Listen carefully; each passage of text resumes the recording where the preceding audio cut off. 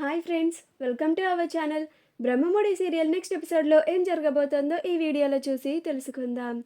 రాజ్ కావ్యలిద్దరూ డిన్నర్కి వెళ్లకుండా ఆపాలని ప్రయత్నిస్తున్న రుద్రాణి, రాహుల్ అసలేం జరిగింది అని తెలుసుకోవడానికి ఈ వీడియోని స్కిప్ చేయకుండా ఎండ్ వరకు చూసేయండి.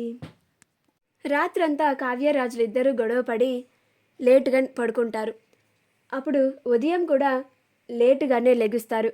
అప్పుడు ఇంట్లో అందరూ ఏంటి కావ్య ఇంకా కాఫీ తీసుకొని రాలేదు, నిద్ర లెగవలేదా ఏంటి అని అనుకుంటూ ఉంటారు.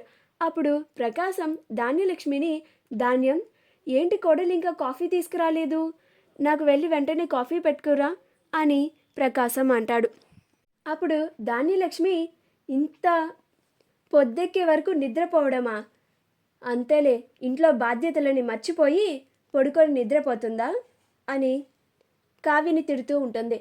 అప్పుడే అపర్ణ వచ్చి నా కోడలు రోజు పొద్దున్నే లేచి అందరికీ కావాల్సినవన్నీ అన్నీ అందిస్తుంది, ఇవాళ ఒక్కరోజే లేటుగా లెగిస్తుందేమో, దానికి అంతలాగా నా కోడల్ని నువ్వు అనాలా, వెళ్ళి ఇవాళ నీ పని నువ్వు చేసుకో అని అంటుంది. ఇందిరాదేవి కావ్యరాజులు ఇంకా నిద్ర లేవలేదు అని వాళ్ళిద్దరూ కలిసిపోయారేమో అని ఈ వెంటనే రాజ్ని ఆ విషయం అడగాలి అని వాళ్ళిద్దరూ ఎప్పుడు లెగుస్తారా, ఎప్పుడు వాళ్ళని అడుగుదామా అని ఎదురు చూస్తూ ఉంటుంది. కాసేపటికి కావ్య నిద్రలేస్తుంది. నిద్రలేచి చూడగానే టైం 7:30 అవుతుంది. అప్పుడు కావ్య, అమ్మో ఇంత లేట్ అయిందేంటి, నేను వెంటనే వెళ్ళి అందరికీ కాఫీ ఇవ్వాలి, ఇవాళ చాలా లేటుగా లేచాను, నైట్ అంతా ఈయనతో గొడవ పడి నిద్రపోలేదు కదా, అందుకనే ఇంత లేట్ అయిపోయింది, వెంటనే రెడీ అయ్యి కిందకి వెళ్ళి పనులన్నీ చూసుకోవాలి, ఇవాళ చాలా పనులున్నాయి అని అనుకుంటుంది. కాసేపు ఆగిన తర్వాత రాజ్ లేచి ఫ్రెష్ అయ్యి కిందకి వస్తాడు. కావ్య కిందకి వచ్చి వంటగదిలో పనులు చేయడానికి వస్తుంది. అప్పుడు ధాన్యలక్ష్మి అందరికీ కాఫీ పెట్టి ఇచ్చేస్తుంది. అందరూ కాఫీ కూడా తాగేస్తారు.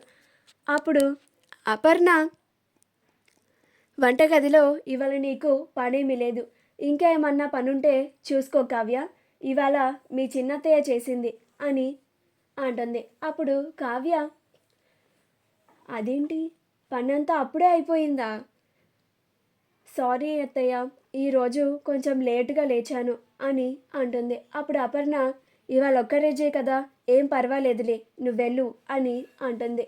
అప్పుడు ధాన్యలక్ష్మి కావ్యని కోపంగా చూస్తుంది. కావ్య గార్డెన్లోకి వస్తుంది. మొక్కలకి నీళ్లు పోస్తూ ఉంటుంది. రాజ్ బయటికి రాగానే ఇందిరాదేవి, ఎరా మనవడా, నేను చెప్పింది విన్నావా, నాకిచ్చిన మాటని నిలబెట్టుకున్నావా, నిన్న నీ భార్యకి నీ మనసులో ఉన్న మాటని చెప్పావా అని అంటుంది. అప్పుడు రాజ్, అది నానమ్మ అని నసుకుతూ ఉంటాడు. అప్పుడు ఇందిరాదేవి, ఏంట్రా నిన్న కూడా ప్లాన్ ఫ్లాపేనా, నిన్న కూడా నువ్వు చెప్పలేదా, ఇంకెప్పుడు చెప్తావురా నువ్వు నీ భార్యకి నీ మనసులో ఉన్న ప్రేమని అని అంటుంది. అప్పుడు రాజ్, అంటే నానమ్మ అసలు నిన్నేం జరిగిందంటే అని నిన్న రాత్రి రాజ్ కావ్యతో చెప్పిన మాటలు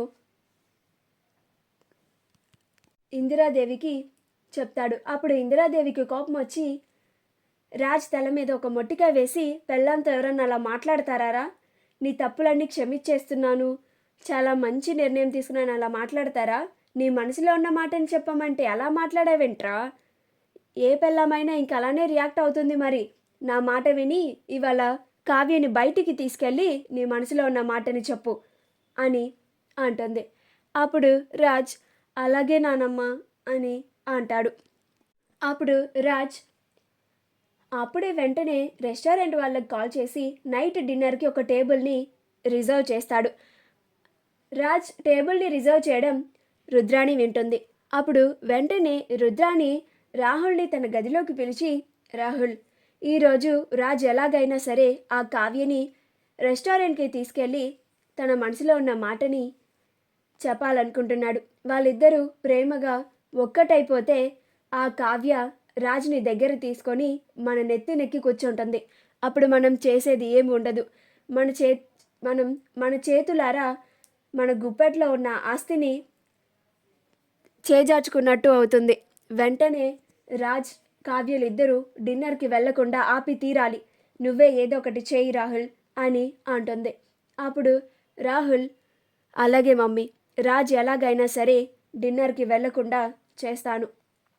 ఇప్పుడే ఈవినింగ్ టైంకి రాజ్కి ఏదో ఒక ఆఫీస్ పని పడేలాగా చూస్తాను అని అంటాడు. అప్పుడు రుద్రాణి, నువ్వు ఆ పనిలో ఉండు రాహుల్ అని అంటుంది. రాజ్ కావ్యని ఒప్పించడానికి కావ్యని వెతుక్కుంటూ వస్తాడు. కింద హాల్లో కూడా కావ్య ఉండదు.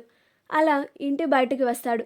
ఇంటికి బయటికి వస్తే రాజ్ మొక్కలకి కావ్య నీళ్లు పోస్తూ ఉండడం చూస్తాడు. అప్పుడు వెంటనే కావ్య దగ్గరికి వచ్చి, నా బుజ్జి పెళ్ళామా అని నీతో ఒక విషయం చెప్పాలి అని వెటకారంగా అంటాడు. అప్పుడు కావ్య వినిపించుకోదు. అప్పుడు అని శబ్దం చేస్తాడు. అప్పుడు కూడా కావ్య వినిపించుకోదు. అప్పుడు రాజ్ కళావతి అని పిలుస్తాడు. అప్పుడు కూడా కావ్య వినిపించినా కానీ వినిపించినట్టుగా ఉంటుంది. అప్పుడు రాజ్ కావ్యని చేయి పట్టుకొని తిప్పి, నా బుజ్జి పెళ్ళామా, నీ మీద ప్రేమ ఎక్కువైపోయి ఈరోజు సాయంత్రం డిన్నర్కి తీసుకెళ్దామని అనుకుంటున్నాను అని అంటాడు. అప్పుడు కావ్య, అబ్బో, ఎందుకో నా పైన అంతలా ప్రేమ పుట్టుకొచ్చేసింది అని అంటుంది.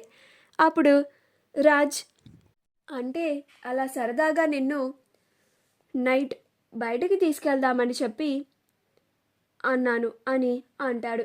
అప్పుడు కావ్య, ఏం అవసరం లేదు, మీరు నిన్న అంతా నాదే తప్పు అన్నారు కదా, ఇప్పుడు తప్పంతా మీదే అని ఒప్పుకోండి, అప్పుడు నేను వస్తాను అని అంటుంది. అప్పుడు రాజ్, అలా ఎలా కుదురుతుంది, నేనెందుకు ఒప్పుకుంటాను, తప్పంతా నువ్వే చేసావు, తప్పంతా నీదే అని అంటాడు. అప్పుడు కావ్య, లేదు, తప్పంతా మీదే అని అంటుంది.